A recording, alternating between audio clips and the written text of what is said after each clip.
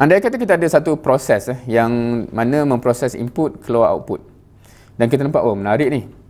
Kalau kita nak replicate output yang sama, kita perlu tahu apa?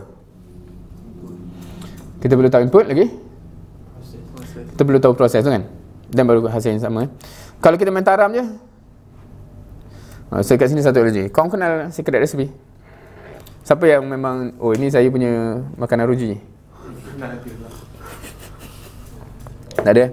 Yang kau minat apa? Minat kek ke dia? Ke benda lain? Salad dia? Oh, ni lain macam salad. Kalau kita ambil kek So, secret recipe, okay, sekarang ni dia dah diversify. Kalau dulu memang purely kek kan. Tapi sekarang ni macam-macam dah ada. So, saya ambil kek Sebab saya kalau pergi pun just beli kek untuk birthday anak ke kan. Tak pernah makan benda lain kat situ.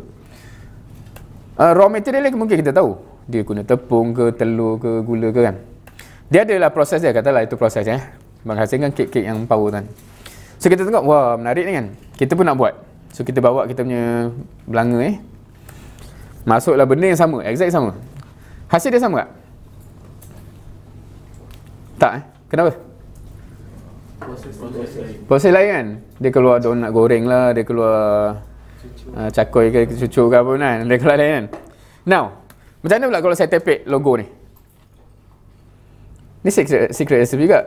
Sama tak hasilnya? Tak Sebab apa? Point dia ialah proses tu yang membentuk benda tu Faham tak analogi ni? Dekat Malaysia ni quite interesting. Kenapa banyak usrah dibuat? Sebab dia tengok usrah ni di satu tempat yang lain, contohnya bersih dan sebagainya, menghasilkan hasil yang tertentu. Masalah dia ialah nama usrah ni ditepek kepada benda yang macam-macam.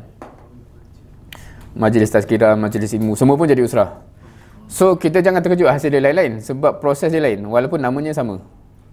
So kita bincang ni nak tahu prosesnya apa sebab regardless kalau kita kata oh aku bawa usrah, tapi apa yang kita buat tu lah yang menghasilkan apa benda, bukan nama usrah tu atau tidak kan.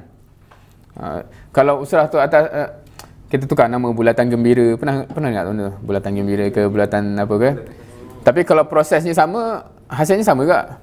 Tapi kalau nama sama tapi proses dia lain juga kan. So kita nak tahu apa proses dia.